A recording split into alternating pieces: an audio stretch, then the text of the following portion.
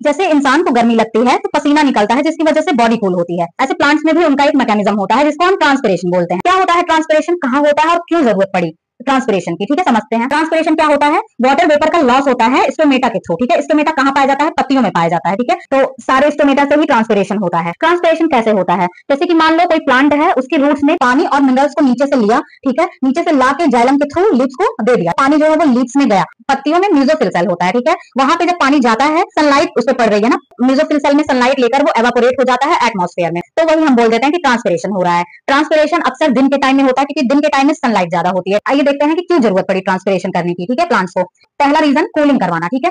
Plants जो है transpiration के थ्रू कूल होते हैं। जब ट्रांसपिरेशन वाटर वेपर को लॉस करता है, जैसे कि इंसान में स्वेटिंग होती है ना, पसीना होता है तो बॉडी जो है वो कूल होती है, ऐसे ही प्लांट्स में ज्यादा हीट पड़ती है तो वाटर वेपर लॉस होता है जिसके थ्रू प्लांट्स कूल होते हैं। और दूसरा वाटर और मिनरल्स को ट्रांसपोर्ट करने में हेल्प करता है। तीसरा रीजन क्या है, ये टर्गर प्रेशर मेंटेन करता है जिसकी वजह से प्लांट जो है वो सीधा सीधा खड़ा रहता है।